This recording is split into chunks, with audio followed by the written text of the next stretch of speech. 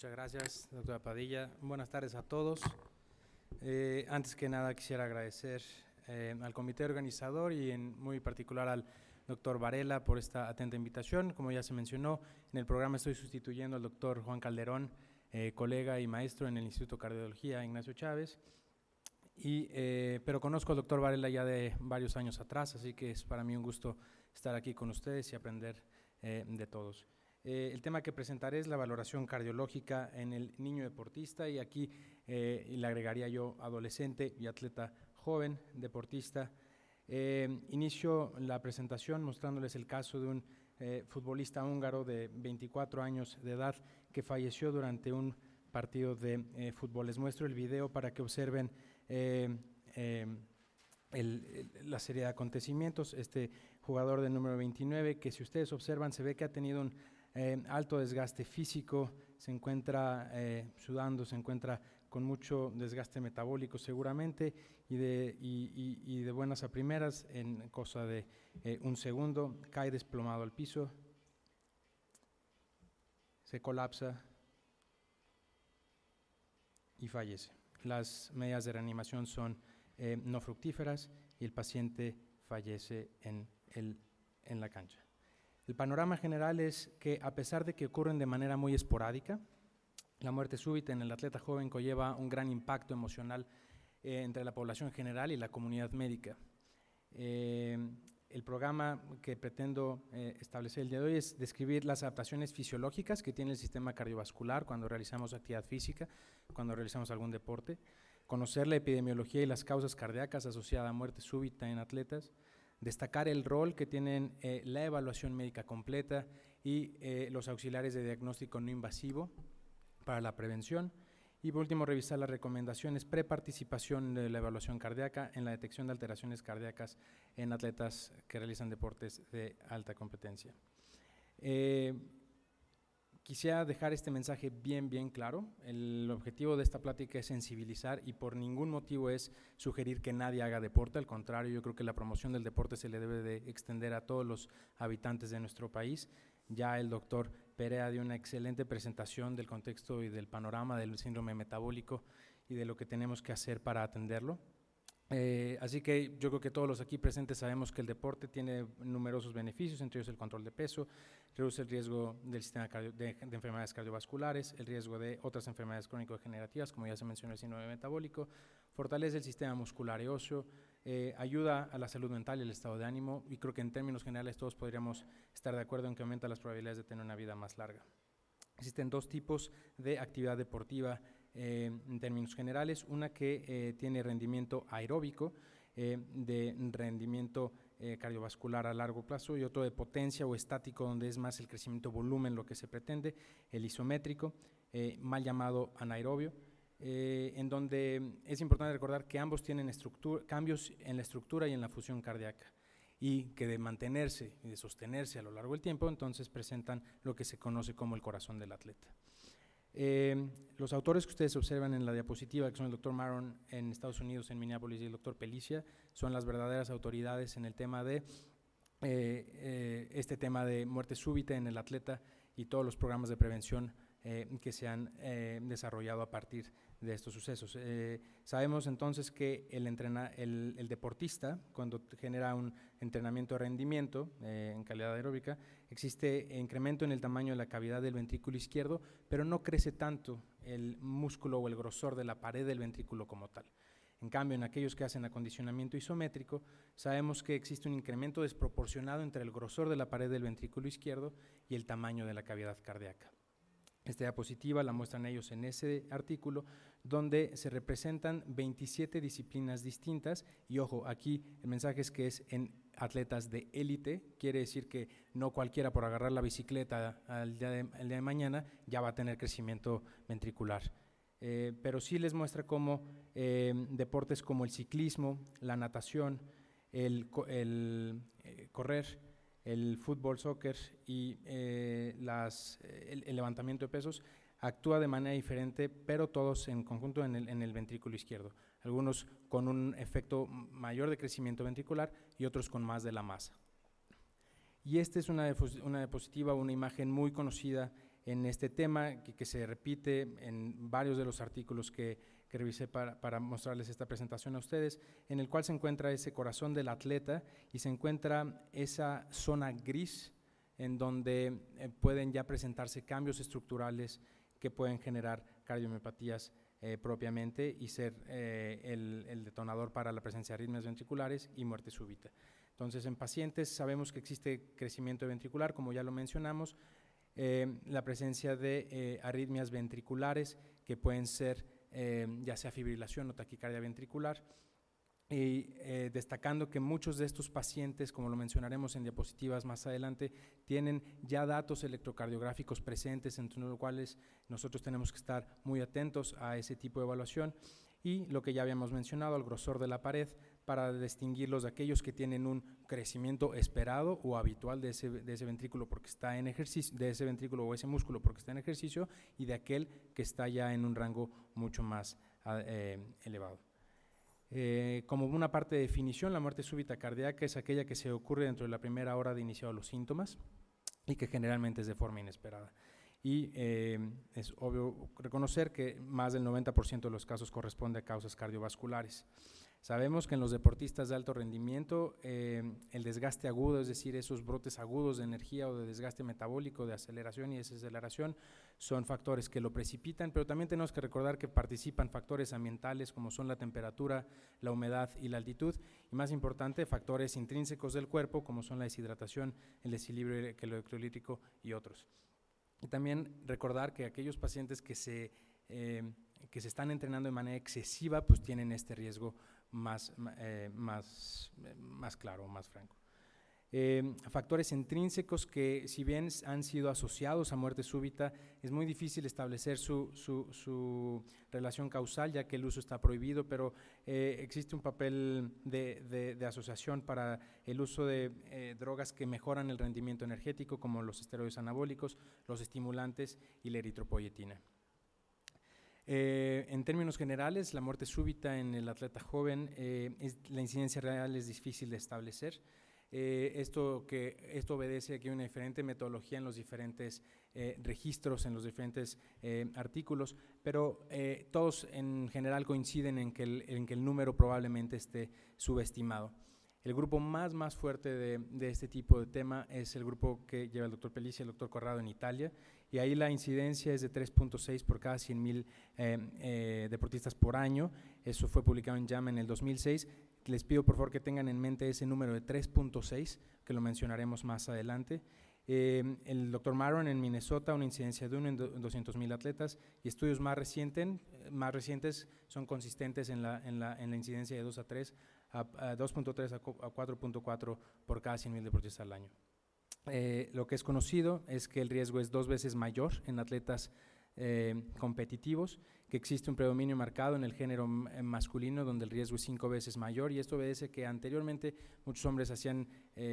los hombres realizaban deportes de mayor desgaste físico. Eso creo que ha ido cambiando en los últimos años, donde la mujer cada vez realiza deportes de alto rendimiento. Y algo que también está establecido es que es más frecuente en deportistas de raza negra, donde pueden ustedes observar que incluso tienen mayor incidencia de miocardiopatía hipertrófica en contra de los individuos de raza blanca. El mecanismo propuesto es que el deportista hace un tipo de desgaste metabólico intenso, de un gran desgaste energético. Existe una liberación exagerada de catecolaminas que repercuten en el corazón, ya con esta predisposición a tener el daño, y se detona o aparecen las arritmias ventriculares, como mencioné, taquicardia o fibrilación ventricular, y de ahí muerte súbita. Y lo que mencionábamos en cuanto a los factores agregados que siempre tienen que también estar en mente. En relación a las causas comunes de muerte súbita en atletas jóvenes, les muestro esta diapositiva que los engloba en 3 grandes grupos: aquellos con patología estructural, entre los cuales destaca la miocardiopatía hipertrófica, la cardiomiopatía ritmogénica del ventrículo derecho, las anomalías de las arterias coronarias, el síndrome de Marfan y problemas valvulares como el prolapso valvular mitral y la estenosis aórtica. También existen problemas eléctricos en el eje de conducción, como el Wolff-Parkinson-White, y los síndromes congénitos de bloqueo, como el síndrome de QT largo o Brugada, y otras arritmias consideradas letales, como la polimórfica catecolaminérgica, y por último, las alteraciones que pueden ser adquiridas en este corazón que tiene ya este crecimiento más intenso, y que pueden ser las miocarditis, es decir, procesos virales o infecciosos que dañan el corazón, el miocardio intrínsecamente,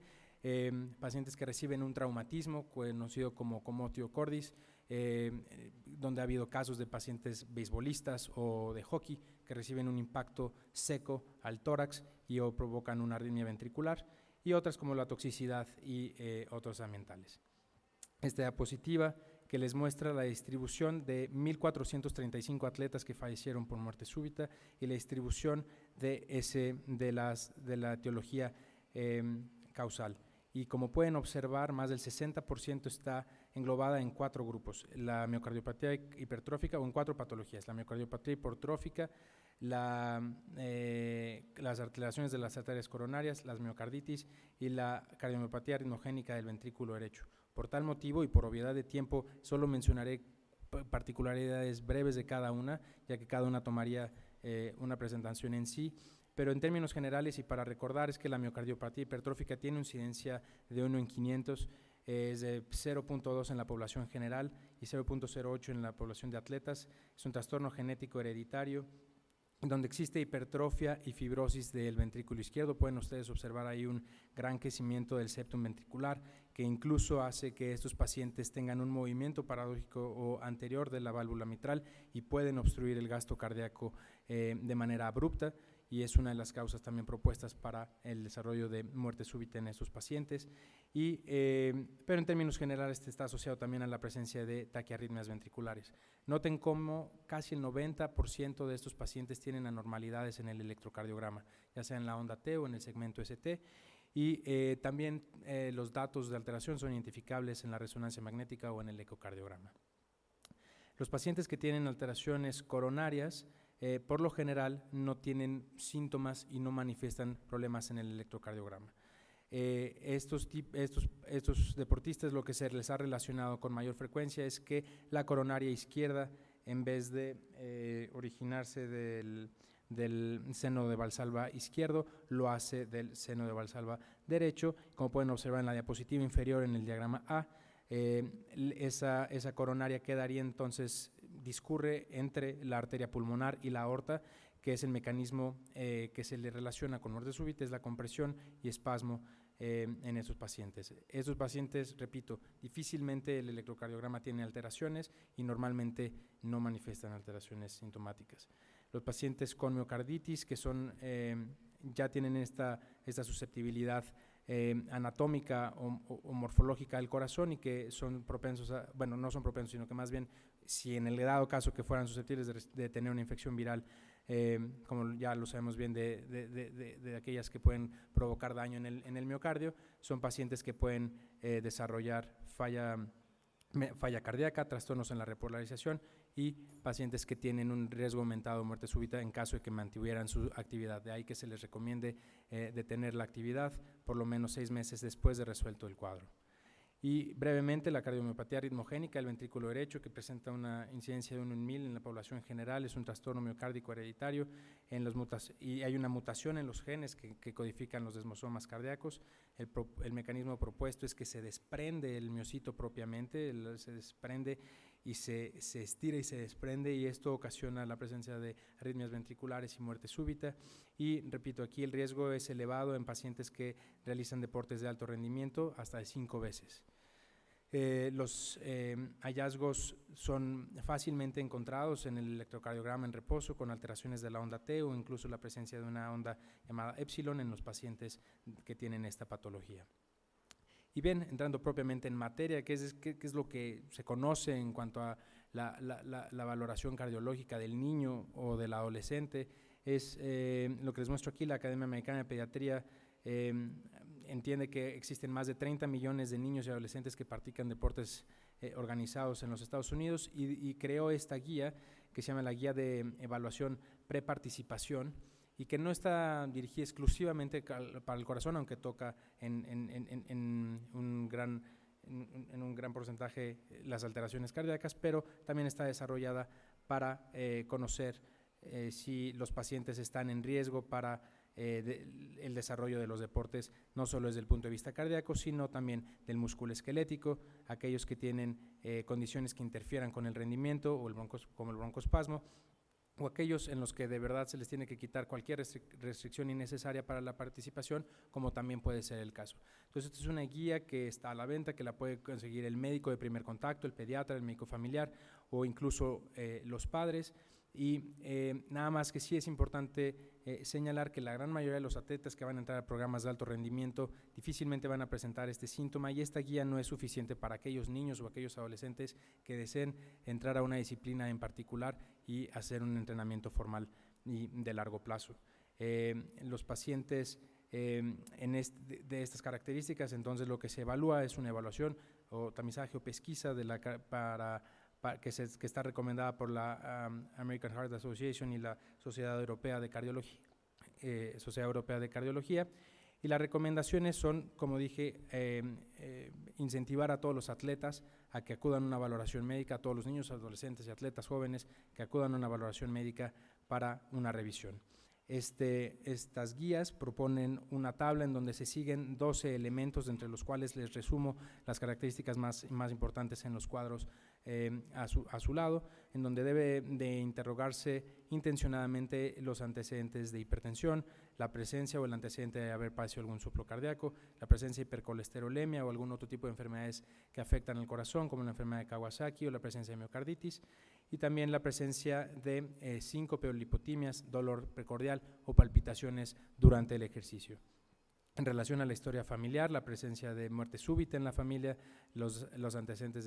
familiares de miocardiopatía hipertrófica o síndrome de Marfan, o la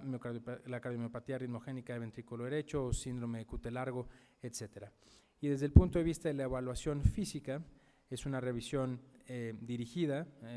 Obviamente todo paciente merece una revisión detallada, pero en términos generales, desde el punto de vista cardiovascular, nos interesa la presión arterial y el pulso, donde podemos conocer tanto la presión arterial que maneja el paciente como la regularidad del pulso cardíaco. Hace una revisión en relación a la auscultación para detección de soplos cardíacos o ruidos anormales que orienten al cardiólogo, y la palpación de los pulsos femorales para descartar la coartación de aorta. También buscar intencionadamente estigmas físicos de síndromes con implicación cardiovascular, como el síndrome de Marfan o Turner. Es importante que lo que estas guías señalan es que es importante recordar que estos exámenes deben de realizarlo personal médico, o si es personal no médico, que deba estar certificado para este tipo de condiciones. Y para atletas mayores de 35 años se recomiendan, además de este interrogatorio y además de esta evaluación, pruebas de esfuerzo en pacientes que tengan factores de riesgo cardiovascular. Si son mayores de 65, realizarles pruebas de fuerza independiente de la presencia o no de síntomas cardíacos, y estas guías recomiendan que estos exámenes o evaluaciones deban de hacerse cada 2 años para alumnos en preparatoria y de forma anual para alumnos en universidad o a nivel profesional. A diferencia de las guías europeas que mostraré a continuación, estas guías no incluyen la realización de forma rutinaria de un electrocardiograma, y el argumento para ellos es que existe un alto número de falsos positivos y no se puede estandarizar esta prueba por el costo que implicaría hacerlo de manera rutinaria en cada centro. Por otro lado, les muestro las guías europeas, en donde la particularidad importante es que ellos sí realizan un electrocardiograma dentro del proceso de evaluación, y esto fue gracias a ese estudio que les mostré inicialmente, en donde hicieron un seguimiento de 25 años, un estudio prospectivo y observacional de 25 años, en donde compararon la incidencia de muerte súbita en la era pre y post pesquisa. Y pueden notar que la incidencia disminuyó de 3.6 a 0.4 por cada 100,000 personas, dando así una reducción del 90% en mortalidad, y de ahí que toda la sociedad europea ya haga este tipo de algoritmo para el paciente, para la persona que quiere incursionar en algún deporte de alta competencia, donde se le hace la evaluación personal, la examinación física, el examen médico, se le toma el electrocardiograma. Si no hay alteraciones, son candidatos para realizar el deporte, y si hay alteraciones en alguno de los puntos de la evaluación, se hacen exámenes complementarios como ecocardiograma, resonancia magnética o Holter de 24 horas o otros. Y entonces, como un resumen de estas guías, es recordarles que la utilidad del electrocardiograma muestra normalidades en 75 a 95 pacientes con miocardiopatía hipertrófica, y si ustedes recuerdan la diapositiva sobre las causas, ocupaba el 35% de las causas de muerte súbita. Y también nos permite identificar trastornos del ritmo como el QT largo, siendo más de 470 milisegundos en hombres y 480 milisegundos en mujeres, y la displasia ritmogénica del ventrículo derecho y alteraciones del segmento ST en miocarditis. Desde un punto de vista personal, creo que la realización del electrocardiograma es sumamente útil, precisamente porque los 4 grupos más comunes se verían, entrarían en este tipo de evaluación. Y les muestro entonces qué han logrado ellos. Además de la evaluación electrocardiográfica, han ido más adelante. El grupo italiano, como les mencioné, está a años luz de lo que hacen los otros comités deportivos en los otros países, y aquí hicieron evaluación ecocardiográfica en 4.450 atletas, de los cuales, como ustedes pueden observar, la gran mayoría, lógicamente casi el 99%, no tuvo daño estructural, pero 41 pacientes sí lo tuvieron, un crecimiento de ventrículo izquierdo más importante del que se deseaba, y estos pacientes, a 4 de ellos se les pudo evaluar y en uno concluir el diagnóstico definitivo de miocardiopatía hipertrófica, y en los otros 3, en uno probablemente y en otros 2 descartarlo. Pero no solo eso, sino que además a los 12 pacientes que ustedes observan en la columna de la izquierda, se les pudieron encontrar otro tipo de alteración cardiovascular de importancia, como síndrome de Marfan en 2 de ellos, la displasia ritmogénica del ventrículo derecho en otro, el prolapso de la válvula mitral en 3 de ellos, miocarditis en 4 y problemas de la válvula aórtica en 2. Quiere decir, y el mensaje es muy simple, de 4.450 pacientes, evidentemente la gran mayoría no tuvieron alteración, pero a esos 16 pacientes en los que sí se tuvo una alteración, seguramente la modificación en el estilo de vida y en la práctica que se les sugirió a partir de entonces fue muy distinta, y fue gracias a la evaluación. Ahora, no todo es perfecto, y evidentemente habría que preguntar, ¿están las evaluaciones preparticipación? ¿Están disponibles? ¿Se pueden realizar? ¿Pero qué también se realizan? Este es un artículo que, repito, también del Dr. Maron, publicado en JAMA en el año 2000, donde tuvo como finalidad evaluar a las universidades afiliadas a la Asociación Nacional Atlética Colegial, o NCAA, como se le conoce en Estados Unidos, en relación al tamizaje cardiovascular en la preparticipación de atletas universitarios. Y lo que mostró el estudio es que evaluaron 625 universidades, y a las cuales se les revisó la forma o la evaluación que ellos le presentaban a los atletas para ingresar, y se vio que un 25% de ellos no incluyen de manera sustancial las recomendaciones propuestas por la Academia Americana del Corazón, y solo un 25% lo hace de manera adecuada. Entonces, un 50% de ellas lo hacen entre bien y mal. En conclusión, el artículo indica que las guías no son aplicadas de forma completa y consistente. Ese en cuanto al panorama internacional. Y bueno, esta semana me di a la tarea de decir, bueno, ¿qué estamos haciendo aquí en México al respecto? Yo recuerdo que en cardiología, antes de que se fueran los seleccionados al mundial, todos pasaron a cardiología a hacerse un ecocardiograma. Me tomé fotos con cada uno. Les puedo decir que Chicharito era el más buena onda, pero fuera de ahí no conozco de pacientes o atletas o niños o adolescentes que quieran incursionar en un deporte y lleguen a cardiología de forma directa. Lo que sí encontré es que en la Dirección General de Actividades Deportivas y Recreativas de la UNAM, de la Dirección de Medicina del Deporte, los responsables del laboratorio de antropometría tienen este programa donde se hace un estudio morfofuncional cardíaco, que es sumamente completo, hacen una historia clínica detallada, pruebas bioquímicas, incluso hacen pruebas de esfuerzo físico como la ergometría, donde se les valora el consumo de oxígeno, y aquí la inclusión de un electrocardiograma. El programa es de forma gratuita para los deportistas representativos de la UNAM, pero está disponible para quien lo solicite mediante una cuota de recuperación. Es decir, cualquier niño, cualquier adolescente o cualquier padre de familia que quiera que su hijo va a entrar al equipo de fútbol del colegio o al equipo de básquetbol de la liga de la universidad, pues este es un buen sitio donde pueden acudir para hacer esta evaluación. Y en contraparte lo busqué en una universidad privada, sostuve una entrevista telefónica con el coordinador del Departamento de Deportes del Campus Ciudad de México, y como tal, y en defensa de lo que él me argumentó, es que él era nuevo en el cargo, llevaba un mes y medio en la nueva administración y no tenían como tal una evaluación preparticipación elaborada para sus atletas. Lo que hacen es que le solicitan a cada deportista que quiere entrar a cualquier equipo del Tecnológico de Monterrey que traigan un certificado médico. Y creo que aquí todos conoceríamos que esto lleva cierto sesgo, porque cualquiera puede conseguir un certificado médico sin una verdadera evaluación. Las recomendaciones, entonces, una vez establecida esta guía, yo le puedo decir al paciente o al deportista: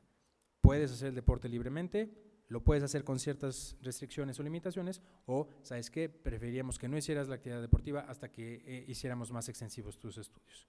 Y aquí les muestro una diapositiva donde se muestra el cuadro inferior izquierdo, en verde, donde muestra actividades deportivas que no requieren de ciertamente mucha actividad o desempeño o desgaste energético, pero en contraparte, en la esquina superior derecha, aquellas actividades que tienen un alto gasto metabólico, un gasto alto energético, y que son más propensas a tener estos tipos de daños. Por último, mencionamos, y ya lo había mencionado bien el doctor Díaz, también lo escuché en otra de las pláticas, la prevención. En una de las diapositivas que él presentó me gustó mucho porque decía: una onza de prevención vale más que una libra de cura, y creo que la prevención aquí debe ser el mensaje claro, pero existen alternativas terapéuticas específicas como el desfibrilador automático implantable, en el cual se le puede colocar el dispositivo de manera endovascular. Es un dispositivo que lleva un generador de pulso y está registrando el latido cardíaco, y en ausencia de un latido cardíaco envía descargas eléctricas para tratar arritmias potencialmente letales. Y les muestro, para forma de preconclusión, este caso donde observaron ese deportista que colapsa en el fondo. Van a auxiliarlo sus compañeros y pueden observar ustedes cómo hace la descarga a su dispositivo, y en cosa de segundos se despierta él como si nada. Entonces, ese paciente tuvo una arritmia ventricular, eso entró a su dispositivo y le salvó la vida. En conclusiones, la muerte súbita en el atleta, ya sea niño, adolescente o adulto, de alto rendimiento, puede ser prevenida.